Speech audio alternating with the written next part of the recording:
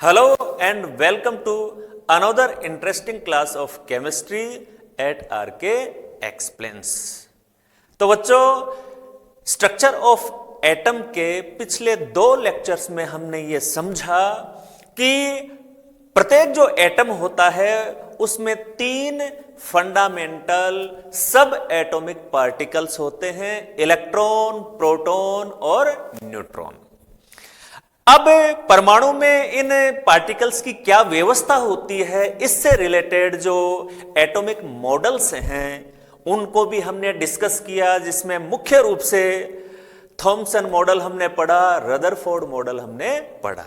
तो ये जो एटॉमिक मॉडल्स हैं इनको पढ़ने से और सब एटॉमिक पार्टिकल्स के बारे में जानने से ये कंसेप्ट हमारे दिमाग में बिल्कुल क्लियर हो गया कि जो परमाणु होता है एटम, उस पूरे परमाणु के आयतन की तुलना में एक बहुत छोटे से आयतन में परमाणु का समस्त धनावेश और अधिकांश द्रव्यमान केंद्रित होता है और उसको कहते हैं नाभिक, न्यूक्लियस। और नाभिक में कौन कौन से पार्टिकल्स होते हैं बच्चों? नाभिक में होते हैं प्रोटॉन और न्यूट्रॉन। क्लियर कर लें दिमाग में बिल्कुल। नाभिक में कौन कौन से पार्टिकल्स होते हैं? प्रोटॉन और न्यूट्रॉन। और इलेक्ट्रॉन इस नाभिक के चारों ओर विभिन्न कक्षाओं में लगातार चक्र लगाते रहते हैं। इतना कंसेप्ट अपना डेवलप हो चुका है कि प्रत्येक परमाणु में इलेक्ट्रॉन, प्रोटॉन, न्यूट्रॉन नाम के पार्टिकल्स होते हैं। इनमें से प्रोटॉन और न्यूट्रॉन नाभिक में स्थित होते हैं और इलेक्ट्रॉन इनके चारों ओर चक्कर लगाते रहते हैं। रदरफोर्ड मॉडल के आधार पर इन सारी बातों को हम पहले ही डिस्कस कर चुके हैं। अब रदरफोर्ड मॉडल कौन सी बातों को नहीं समझा पाया, या यूं कहें कि रदरफोर्ड मॉडल की डीमेरिट्स कौन सी थी, इसको डिस्कस करने से पहले बच्चों, अभी जो अपन बात कर रहे थे कि नाभिक में दो तरह के पार्टिकल्स होते हैं, प्रोटॉन और न्यूट्रॉन। इलेक्ट्रॉन उनके चारों ओर विभिन्न कक्षाओं में चक्कर लगाते हैं। तो ये जो पार्टिकल्स की संख्या है, इन कणों की जो संख्या है, प्रत्येक परमाणु में प्रोटॉन, इलेक्ट्रॉन, न्यूट्रॉन्स की संख्या अलग अलग होती है। हाइड्रोजन के परमाणु में इनकी संख्या अलग है, कार्बन में इनकी संख्या अलग है, सोडियम में इनकी संख्या अलग है, कॉपर में इनकी संख्या अलग है। तो किसी भी परमाणु की संरचना को जानने के लिए उस परमाणु के जो रासायनिक और भौतिक गुण हैं उनको समझने के लिए ये जो सब एटॉमिक पार्टिकल्स हैं, इलेक्ट्रॉन, प्रोटॉन, न्यूट्रॉन्स की उस परमाणु में जो संख्या है वो बहुत महत्वपूर्ण है। तो रदरफोर्ड मॉडल की डीमेरिट्स को डिस्कस करने से पहले हम ये जो पार्टिकल्स हैं, न्यूट्रॉन, प्रोटॉन, इलेक्ट्रॉन, इनकी संख्या के आधार पर जो दो महत्वपूर्ण टर्म हैं उनको बच्चों हम पहले डिस्कस करेंगे।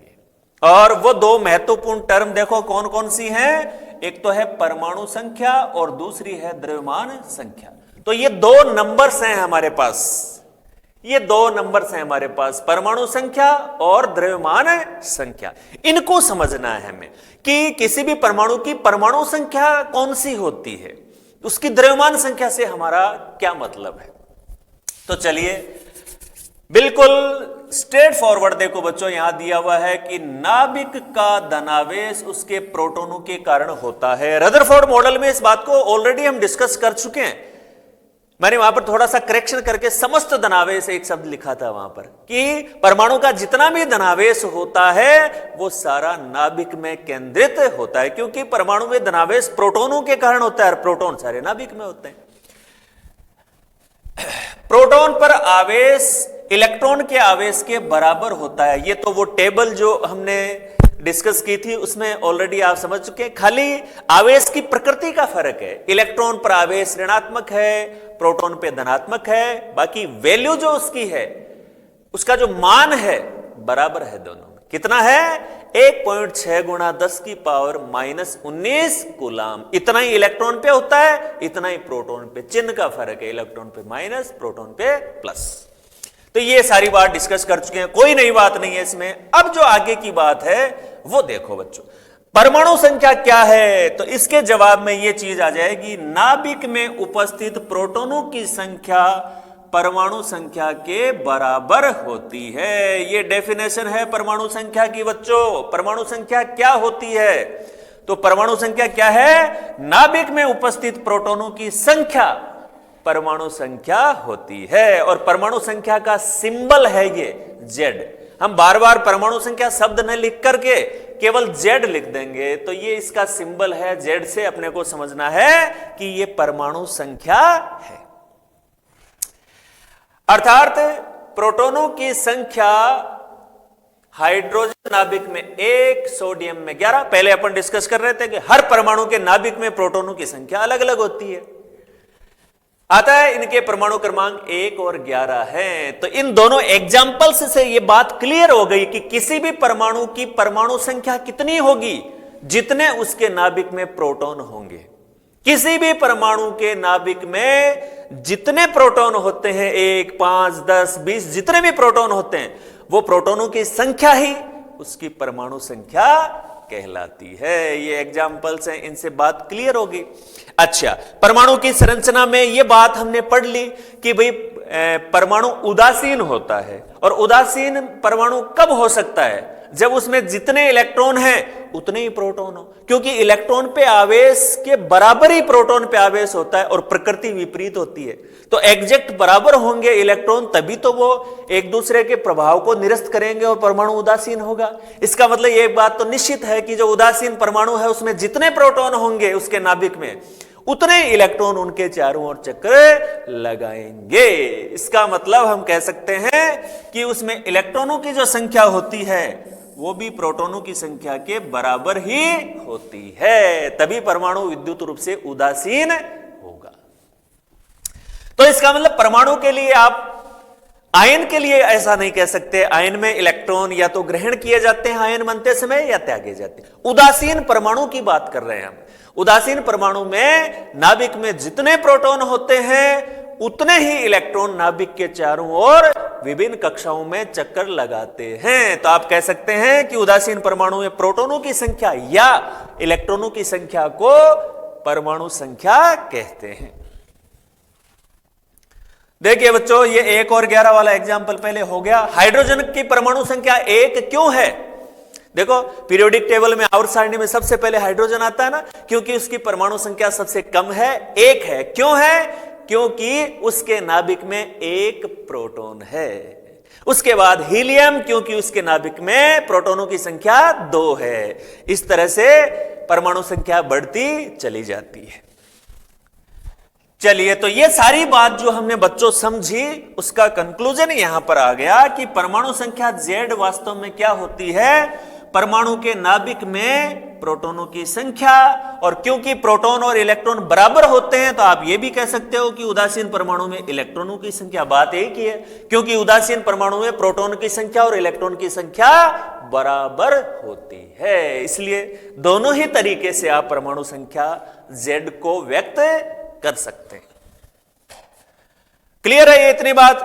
अच्छा, अब इसके बाद जो नेक्स्ट बात है बच्चों इसमें कि नाभिक का धनावेश उसके प्रोटॉनों के कारण होता है। बिल्कुल, नाभिक में जितना भी धनावेश होता है प्रोटॉनों के कारण से है। लेकिन अब जो नेक्स्ट बात, इसकी तरफ बढ़ रहे हैं अपन, द्रव्यमान संख्या की तरफ बढ़ते हैं बच्चों, कि परमाणु संख्या तो हमारे समझ में आ गई कि कोई भी परमाणु है उसके नाभिक में जितने प्रोटॉन होते हैं वही उसकी परमाणु संख्या है।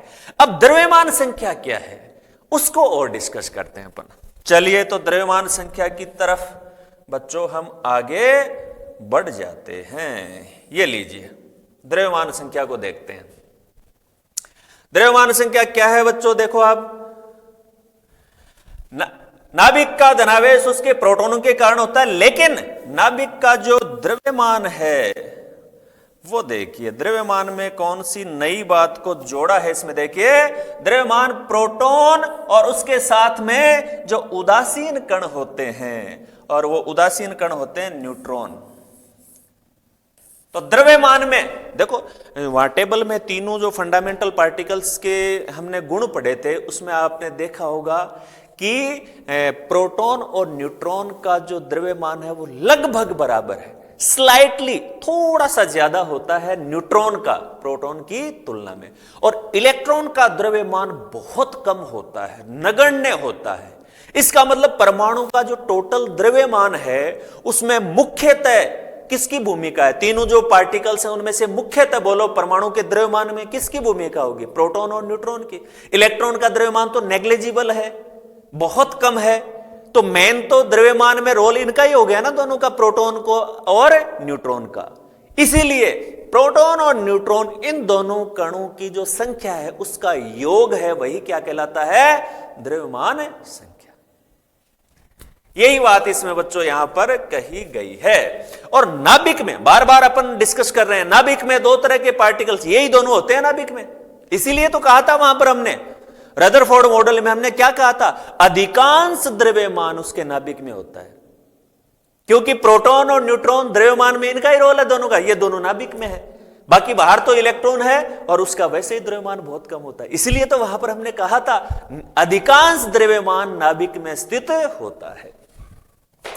चलिए अब देखो बच्चों, नाभिक या न्यूक्लियस में ये जो दोनों पार्टिकल्स हैं प्रोटॉन और न्यूट्रॉन, इनको न्यूक्लियॉन्स कहते हैं। इनके लिए एक टर्म यूज होती है न्यूक्लियॉन्स। न्यूक्लियॉन्स सीधा सा अर्थ है न्यूक्लियस में जो पार्टिकल्स पाए जाते हैं वो न्यूक्लियॉन्स। और न्यूक्लियस में कौन कौन से होते हैं? प्रोटॉन और न्यूट्रॉन। तो प्रोटॉन व न्यूट्रॉन दोनों को ही न्यूक्लियॉन्स कहा जाता है। और ये इन दोनों की जो संख्या, न्यूक्लियनों की कुल संख्या ही परमाणु की द्रव्यमान संख्या होती है। क्लियर है बात? तो ये जो सारा का सारा डिस्कशन हमने किया उसका निष्कर्ष देखिए बच्चों। द्रव्यमान संख्या ए जिसका सिंबल है, परमाणु संख्या का सिंबल था जेड, परमाणु संख्या का सिंबल क्या है? जेड, और द्रव्यमान संख्या का सिंबल है ए। तो द्रव्यमान संख्या ए बराबर क्या हो गया? प्रोटॉन की संख्या प्लस न्यूट्रॉन की संख्या। और प्रोटॉन की संख्या के कोष्टक में जेड लिखा है क्योंकि परमाणु संख्या जेड है, वो प्रोटॉन की संख्या ही तो है, प्लस न्यूट्रॉन की संख्या। यानी नाभिक में जो दोनों कण हैं प्रोटॉन और न्यूट्रॉन, प्रोटॉन प्लस न्यूट्रॉन, इन दोनों की संख्या के योग को ही द्रव्यमान संख्या कहा जाता है। क्लियर बात? तो दोनों जो टर्म है उनकी क्या बात बच्चों आपके समझ में आए, दिमाग में क्या फिट बैठा? कि जो अपरमाणविक या सब एटॉमिक पार्टिकल्स हैं, इलेक्ट्रॉन, प्रोटॉन, न्यूट्रॉन, उनकी संख्या के आधार पर दो प्रकार की टर्म हम काम में लेते हैं, परमाणु संख्या और द्रव्यमान संख्या। नाभिक में प्रोटॉनों की संख्या को तो कहा जाता है परमाणु संख्या, और नाभिक में प्रोटॉन प्लस न्यूट्रॉनों की संख्या को कहा जाता है द्रव्यमान संख्या। बस इतनी सी बात है। चलिए अब इसमें अपन बच्चों आगे बढ़ जाते हैं और आगे बढ़कर अब बात करते हैं अपन किसकी? चलिए बच्चों अब इसके बाद एक चीज इसमें साथ में और देख लेते हैं। द्रव्यमान संख्या जो है वो प्रोटॉनों की संख्या और न्यूट्रॉनों की संख्या का योग है। अब यहां पर यदि हमें परमाणु संख्या का पता हो, द्रव्यमान संख्या का पता हो, तो इससे हम न्यूट्रॉनों की संख्या निकाल सकते हैं। अगर न्यूट्रॉनों की संख्या अपने को निकालनी हो तो हम क्या कहेंगे? द्रव्यमान संख्या माइनस परमाणु संख्या यानी जेड। तो इस तरह से ये इनका रिलेशन है आपस में, परमाणु संख्या, द्रव्यमान संख्या और न्यूट्रॉनों की संख्या। चलिए अब ये सारी जो बातें हैं, थ्योरेटिकल बातें जो हमने पढ़ी, इनके बीच में जो संबंध पड़े, अब इनको अप्लाई कैसे किया जाता है इसके लिए एक एग्जाम्पल बच्चों हम देखते हैं, जो हमारी टेक्स्ट बुक का पहला एग्जाम्पल है। इसको देखते हैं क्या कहा गया है इसमें। देखिए पहली बात तो ये जो लिखने का तरीका है ना, यहां पर इसको थोड़ा सा समझना है आपको कि जो विभिन्न जो तत्व हैं उनके जो सिंबल लिखे जाते हैं, रासायनिक प्रतीक आप जानते हो, हाइड्रोजन का ए जो H होता है, कार्बन का C, ऑक्सीजन का O, नाइट्रोजन का N, रासायनिक प्रतीक। उस रासायनिक प्रतीक के साथ ये जो दोनों संख्याएं हैं वो लिखी जाती हैं। कौन कौन सी?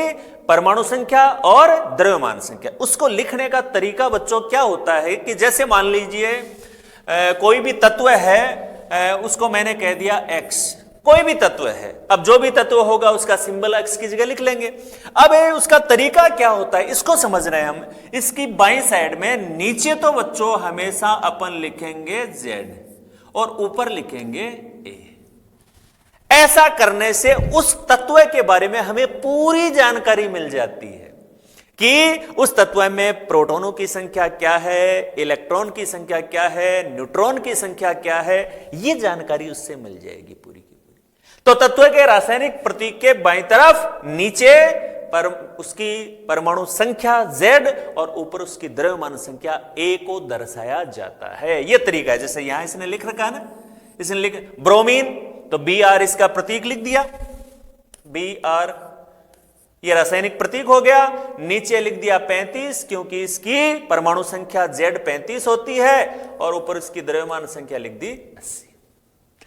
अब ये सिंबल देकर हमसे क्या पूछ रहा है? इसमें प्रोटॉनों, न्यूट्रॉनों व इलेक्ट्रॉनों की संख्या का परिकलन कीजिए।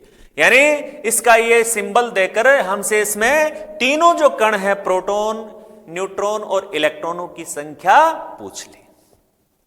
क्लियर है बात? चलिए, तो ये तरीका समझ में आ गया आपके कि प्रतीक लिखा जाता है। जैसे यहां पर x की जगह Br लिख दिया, जो भी तत्व होगा उसका प्रतीक लिख दिया जाता है और लेफ्ट साइड में नीचे की तरफ उसकी परमाणु संख्या और ऊपर द्रव्यमान संख्या लिखिए। तो ये देखकर हम क्या समझ गए बच्चों?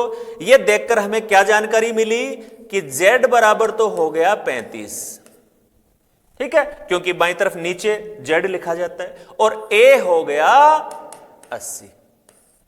अब क्योंकि ये उदासीन परमाणु है, आयन ये है नहीं, क्योंकि प्लस माइनस कुछ भी नहीं है इसमें, उदासीन परमाणु है। और उदासीन परमाणु में बोलो बच्चों प्रोटॉनों की और इलेक्ट्रॉनों की संख्या बराबर होती है। और प्रोटॉनों या इलेक्ट्रॉनों की संख्या को ही क्या कहते हैं? परमाणु संख्या Z। तो ये दो का जवाब तो सीधा ही हो गया, Z 35 है। इसका मतलब हम कह देंगे कि प्रोटॉनों की संख्या बराबर 35, इलेक्ट्रॉनों की संख्या बराबर 35। तो प्रोटॉनों की संख्या हो गई, इलेक्ट्रॉनों की संख्या हो गई। और अभी अभी यहां हम डिस्कस कर रहे थे, यदि हमें द्रव्यमान संख्या दे रखी है, परमाणु संख्या दे रखी है, तो न्यूट्रॉनों की संख्या बताने में कोई दिक्कत ही नहीं है। तो हमने कह दिया न्यूट्रॉनों की संख्या बराबर A माइनस Z।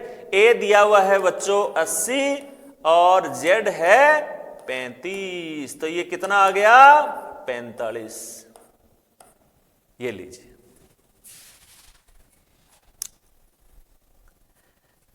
क्लियर है बात? कहीं कोई दिक्कत नहीं है?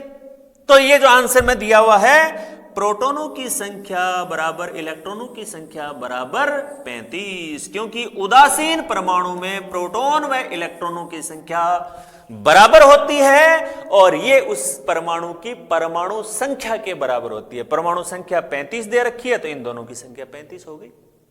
और न्यूट्रॉनों की संख्या अभी अपन ने समझ लिया।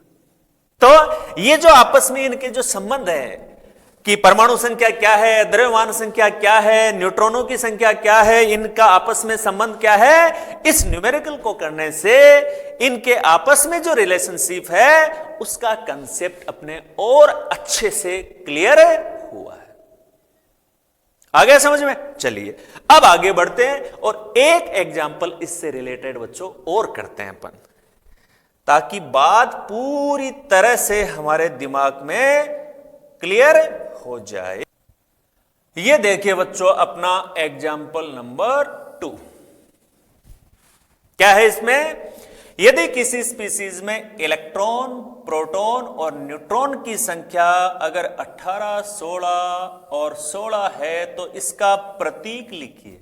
फर्स्ट जो एग्जाम्पल था उसमें उसका प्रतीक दिया उसने और इलेक्ट्रॉन, प्रोटॉन, न्यूट्रॉन की संख्या पूछी। ये उसका जस्ट उल्टा है।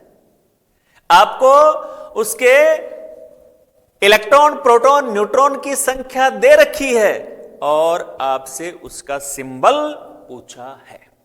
तो सिंबल में 3 चीजें आती हैं। एक तो उस तत्व का प्रतीक क्या होता है, जैसे ऑक्सीजन का O है, नाइट्रोजन का N है, हाइड्रोजन का H है, तो उसका क्या सिंबल होगा, क्या लेटर होता है उसका, वो आ जाएगा। और लेफ्ट साइड में नीचे उसकी परमाणु संख्या, ऊपर उसकी द्रव्यमान संख्या। तो बच्चों हम जानते हैं कि किसी भी स्पीसीज में प्रोटॉन की जो संख्या होती है, प्रोटॉन की संख्या ही उसकी क्या होती है, Z परमाणु संख्या। और वो कितनी दे रखी है इसने, 16। तो Z तो बच्चों 16 हो गया। दूसरी महत्वपूर्ण बात जो हम जानते हैं वो ये है कि द्रव्यमान संख्या में दोनों का योग आ जाता है बच्चों, प्रोटॉन प्लस न्यूट्रॉन। क्लियर करके आए हैं अभी अपन, कोई दिक्कत नहीं है। तो प्रोटॉन की संख्या बता रहा है 16 और न्यूट्रॉन की संख्या भी बता रहा है 16। चलिए कोई दिक्कत नहीं है। 16 प्लस 16 बराबर हो गया 32। तो परमाणु संख्या उसकी 16 है और द्रव्यमान संख्या उसकी कितनी है, 32 है। ये दो कैलकुलेशन कर ली हमने। परमाणु संख्या बराबर प्रोटॉनों की संख्या बराबर 16 हो गया। और 16 जिसका परमाणु संख्या है वो तत्व होता है sulphur. 1 hydrogen, 2 helium, lithium, beryllium, boron, carbon, nitrogen, oxygen, इस तरह से अपन पीरियोडिक टेबल में चलते जाते हैं। तो 16 नंबर पे कौन सा तत्व आता है, किस तत्व का परमाणु क्रमांक 16 है, सल्फर का। सल्फर के लिए बच्चों सिंबल काम में लिया जाता है S।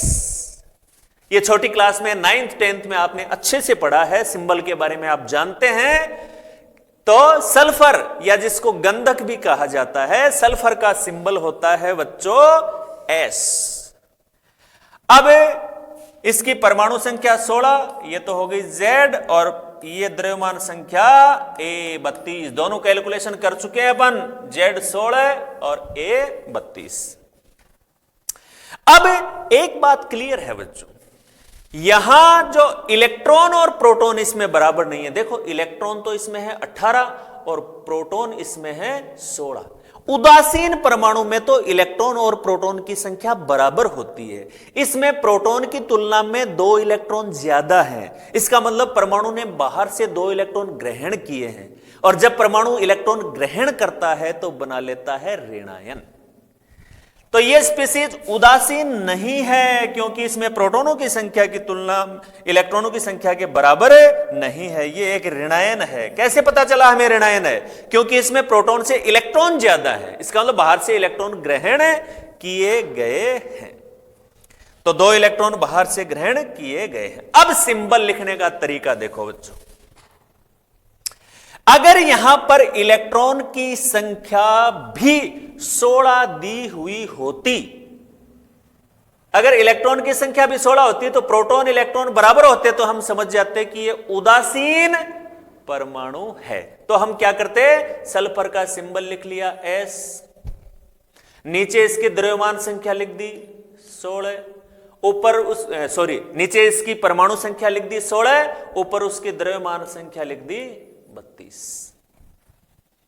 लेकिन क्योंकि ये उदासीन परमाणु नहीं है, ये एक ऋणायन है। कैसे पता चला आपको ऋणायन है, क्योंकि इसमें इलेक्ट्रॉन ज्यादा है। कितने ज्यादा हैं इलेक्ट्रॉन, 2। तो इसके ऊपर आवेश कितना आ जाएगा बच्चों, 2-।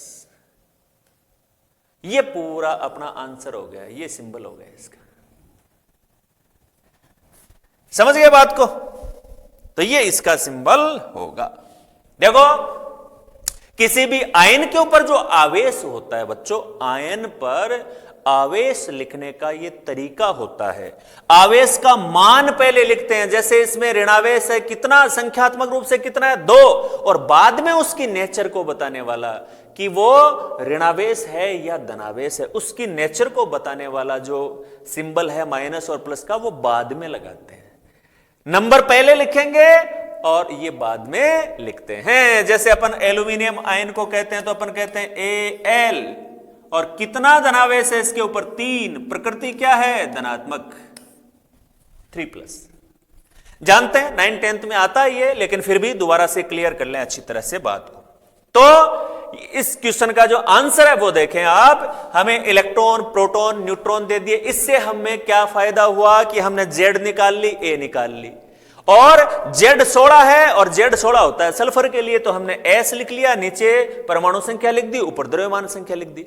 अब हमें यह देखना है कि वो उदासीन परमाणु है या नहीं। अगर उदासीन होता तो इतना लिखना पर्याप्त था, लेकिन हमने देखा इलेक्ट्रॉन और प्रोटॉन की संख्या बराबर नहीं है, 2 इलेक्ट्रॉन ज्यादा हैं, इसका मतलब उसके ऊपर -2 आवेश दर्शाना है, ये दर्शा दिया। इस तरह से दोनों एग्जाम्पल्स, एक में इलेक्ट्रॉन, प्रोटॉन, न्यूट्रॉन की संख्या दी हुई है, उससे सिंबल पूछा है। एक एग्जाम्पल हमने ऐसा किया जिसमें सिंबल दिया हुआ है और हमसे इलेक्ट्रॉन, प्रोटॉन, न्यूट्रॉन की संख्या पूछी है। तो दोनों एग्जाम्पल्स आपके दिमाग में बिल्कुल क्लियर हो गए। चलिए, बहुत अच्छे। अब बच्चों हम इसमें आगे बढ़ जाते हैं। इसके बाद देखिए बच्चों, जो परमाणु संख्या है, द्रव्यमान संख्या है, उनके आधार पर, यानी परमाणु में कितने इलेक्ट्रॉन, प्रोटॉन और न्यूट्रॉन्स हैं, उनके आधार पर बहुत ही महत्वपूर्ण 2 टर्म हम देखेंगे, समस्थानिक और समभारिक। समस्थानिक यानी आइसोटॉप्स और समभारिक यानी कि आइसोबार्स। आइसोटॉप्स एंड आइसोबार्स, समस्थानिक और समभारिक, इन दोनों टर्म को बहुत अच्छे से समझना है कि समस्थानिक का क्या मीनिंग होता है, समभारिक का क्या मीनिंग होता है। वैसे तो ये दोनों देखो नाम से ही पता लग जाता है। एक में अपन कह रहे हैं समभारिक, भार समान हो, द्रव्यमान समान हो, और एक में कह रहे हैं समस्थानिक, स्थान समान हो। स्थान कहां? पीरियोडिक टेबल में, आवर्त सारणी में। और बच्चों आपको ध्यान है कि जो आधुनिक आवर्त सारणी है उसमें स्थान किसके आधार पर मिलता है? परमाणु संख्या के आधार पर। सबसे पहले हाइड्रोजन क्यों आती है? क्योंकि इसकी द्रव्यमान संख्या, उसकी परमाणु संख्या 1 है, न्यूनतम है, तो वो सबसे पहले। उसके बाद परमाणु संख्या 2 वाला, उसके बाद परमाणु संख्या 3 वाला। जेड के बढ़ते क्रम में आवर्त सारणी में स्थान मिलता है तत्वों को। अब अगर अलग अलग 2 ऐसे परमाणु हो जिनकी परमाणु संख्या सेम हो, तो उन्हें आवर्त सारणी में एक ही स्थान मिलेगा, समान स्थान मिलेगा, समस्थानिक होगी। देखते हैं इसकी डेफिनेशन। सिंबल के लिए अक्ष अपन काम में लेते हैं और बाईं तरफ ए जेड लिखते हैं। ये सारी बातें अब देखने नहीं है, ये समझ चुके हैं पहले अपन। अब समस्थानिक और समभारिक क्या है, उस बात पे बच्चों अपन आते हैं। क्या है ये देखिए, पहले समभारिक को बताया इसने। समभारिक क्या होते हैं? समान द्रव्यमान संख्या परंतु भिन्न परमाणु संख्या के परमाणु होते हैं। मैंने कहा ना, नाम से देख ला, समभारिक, समान भार वाले, समान द्रव्यमान वाले, मतलब इनमें द्रव्यमान संख्या ए समान होती है। द्रव्यमान संख्या ए समान होती है इन परमाणुओं की, लेकिन उनका जेड है वो भिन्न होता है। और जो समस्थानिक है उसमें इसका जस्ट उल्टा, उसमें जेड सेम होता है, ए भिन्न होती है। तो ए समान जेड भिन्न, उनको क्या कहेंगे बच्चों? समभारिक। तो क्लियर है इसकी डेफिनेशन यहां से, समान द्रव्यमान संख्या और भिन्न परमाणु संख्या के परमाणुओं को समभारिक कहते हैं। एग्जाम्पल देखें इसका, यहां पर एग्जाम्पल दिए हुए हैं, कार्बन 6 और 14, परमाणु संख्या 6, द्रव्यमान संख्या 14, और नाइट्रोजन परमाणु संख्या इसकी है 7, द्रव्यमान संख्या 14। किसको कह रहे हैं हम समभारिक? समभारिक हम उन 2 परमाणु, ये दोनों आपस में एक दूसरे के समभारिक हैं। क्यों? क्योंकि इनका भार समान है, इनकी द्रव्यमान संख्या समान है, बराबर है दोनों की, देख लो, और उनकी जो परमाणु संख्या है वो अलग है। तो समभारिक उन परमाणुओं को कहते हैं जिनकी द्रव्यमान संख्या यानी ए है वो तो सेम हो, और उनकी परमाणु संख्या यानी जेड है वो भिन्न भिन्न हो, अलग अलग हो। क्लियर है बात दिमाग में? चलिए अब बढ़ते हैं अपन समस्थानिक की ओर, आइसोटॉप्स। तो समस्थानिक वे परमाणु हैं जिनमें परमाणु संख्या जेड तो समान है, इक्वल है, लेकिन द्रव्यमान संख्या ए भिन्न है। तो Z सेम है, ए भिन्न है, तो वो समस्थानिक कहलाते हैं। अब Z सेम है, इसका मतलब अगर वो उदासीन परमाणु हैं तो Z सेम है तो प्रोटॉन की संख्या भी सेम हो गई, इलेक्ट्रॉन की संख्या भी सेम हो गई, तो फर्क किस में रह गया? न्यूट्रॉन की संख्या। यानी समस्थानिक कोई भी होते हैं उनमें आपस में किन की संख्या में फर्क रहता है? न्यूट्रॉन्स की संख्या में फर्क रहता है, क्योंकि उनकी परमाणु संख्या सेम है। तो परमाणु संख्या सेम है तो उनमें प्रोटॉनों की संख्या भी सेम हो गई और इलेक्ट्रॉनों की संख्या भी सेम हो गई। तो इसका मतलब यह हो गया बच्चों कि इनके लिए न्यूट्रॉनों भिन्न भिन्न न्यूट्रॉनों की संख्या इनमें होती है, न्यूट्रॉनों की संख्या इनमें भिन्न भिन्न होती है। चलिए एग्जाम्पल की सहायता से दो एग्जाम्पल लेंगे इसमें अपन और उनकी सहायता से बिल्कुल क्लियर करेंगे इस बात को। पहला जो एग्जाम्पल है बच्चों वो ले लेते हैं अपन हाइड्रोजन का। हाइड्रोजन के प्रकृति में 3 समस्थानिक पाए जाते हैं, 3 समस्थानिक होते हैं और वो कौन कौन से होते हैं बच्चों? एक तो होता है प्रोटियम, ये देखिए तीनों को लिख देता हूं मैं। प्रोटियम 1 1 1 2 1 3। हाइड्रोजन का वो समस्थानिक जिसमें Z यानी परमाणु संख्या और द्रव्यमान संख्या दोनों एक होती हैं, उसको तो कहते हैं प्रोटियम। मोस्टली प्रकृति में हाइड्रोजन का यही समस्थानिक पाया जाता है। और दूसरा इसका है ड्यूटेरियम, इसलिए हमने D लिखा है, इसकी परमाणु संख्या 1 लेकिन द्रव्यमान संख्या 2। और तीसरा है ट्राइटियम, इसकी भी परमाणु संख्या 1 लेकिन द्रव्यमान संख्या 3। तो बोलो इन तीनों में Z बराबर है या नहीं है? तीनों की Z बराबर है ना, 1 1 1। तो ऐसे परमाणु जिनकी परमाणु संख्या तो सेम होती है, Z सेम है तीनों की, लेकिन द्रव्यमान संख्या भिन्न होती है, 1 2 3, तीनों की अलग अलग है। तो ये आपस में एक दूसरे के क्या कहलाते हैं? समस्थानिक कहलाते हैं। आवर्त सारणी में इनको एक ही स्थान, समान स्थान मिलता है, क्योंकि आधुनिक आवर्त सारणी में स्थान Z के आधार पर मिलता है, Z इनकी सेम है। अब यहां पर जो अपन बात कर रहे थे कि जब इनमें परमाणु संख्या बराबर है तो प्रोटॉन और इलेक्ट्रॉन तो बराबर हो गए, तो अंतर किस में रहा? अंतर इनमें रहा न्यूट्रॉनों की संख्या में। वो एक छोटी सी कैलकुलेशन बच्चों और कर लेते हैं अपन, ताकि बात बिल्कुल क्लियर हो जाए। जैसे इसकी बात करें अपन प्रोटियम की, तो इसमें न्यूट्रॉन की संख्या निकालने का तरीका क्या पढ़ा था हमने, क्या समझा था? ए में से Z को घटाना है। इसकी A भी 1 है, Z भी 1 है, तो न्यूट्रॉन बच्चों इसमें कितने हो गए? 0। एकमात्र ऐसा परमाणु है यह हाइड्रोजन का जो समस्थानिक है, प्रोटियम जिसको कह रहे हैं, जिसके नाभिक में न्यूट्रॉन नहीं होता। इसके अलावा कोई भी ऐसा परमाणु नहीं है कि जिसके नाभिक में बिल्कुल भी प्रोटॉन ना हो, न्यूट्रॉन ना हो। इसके नाभिक में देखिए न्यूट्रॉन की संख्या कितनी है? 0। यहां पर कैलकुलेशन करें बच्चों, ड्यूटेरियम में न्यूट्रॉन कितने हो जाएंगे? A minus Z, A 2 Z 1, तो न्यूट्रॉन की संख्या कितनी आ गई? 1। और इसमें A माइनस Z कितना हो जाएगा? 2। तो हो गई न्यूट्रॉन की संख्या तीनों में भिन्न भिन्न। इसका मतलब समस्थानिकों में न्यूट्रॉन्स की संख्या भिन्न भिन्न होती है। क्लियर हो गया इस एग्जाम्पल से? चलिए इस बात को और स्पष्ट करने के लिए बच्चों एक और उदाहरण अपन लेते हैं, और वो उदाहरण अपन लेते हैं कार्बन का। यहां लिख लेता हूं मैं, या यहां लिख दो। कार्बन के 3 समस्थानिक यहां पर अपन लिख रहे हैं।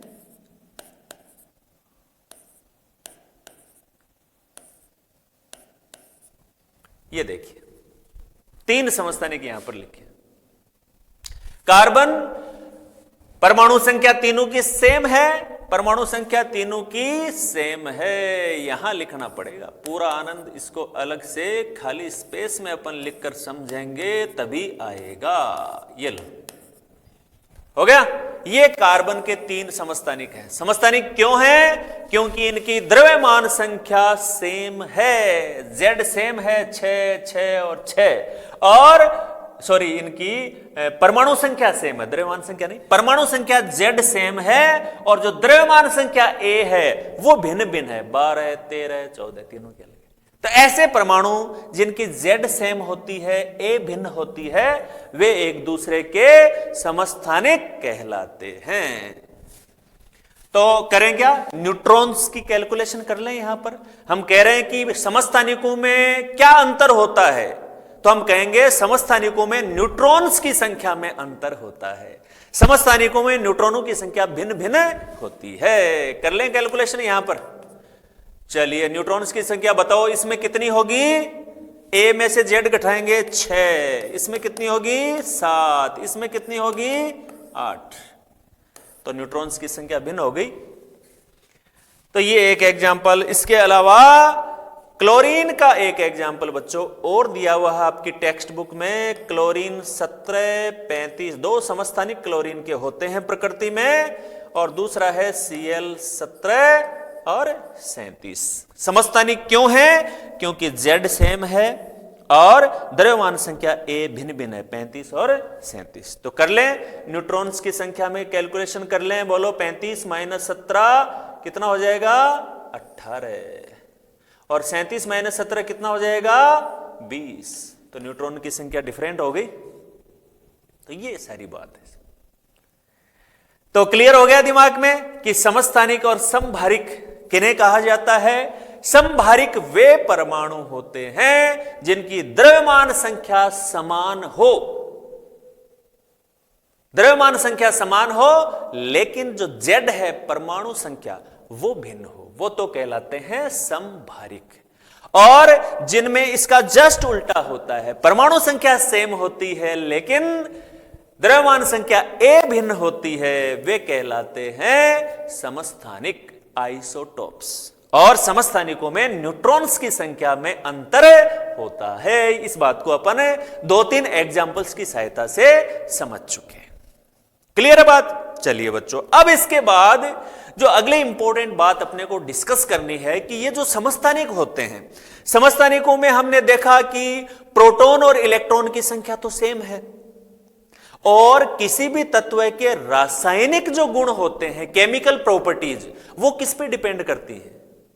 रासायनिक गुण किस पे निर्भर करते हैं? मुख्यतः इलेक्ट्रॉनों पर, क्योंकि नाभिक के चारों ओर जो इलेक्ट्रॉन चक्कर लगाते रहते हैं, रासायनिक गुणों में सबसे बड़ा रोल इलेक्ट्रॉन्स का ही होता है। और क्योंकि समस्थानिकों में इलेक्ट्रॉनों की संख्या सेम होती है, इसलिए समस्थानिकों के रासायनिक गुण एक समान होते हैं।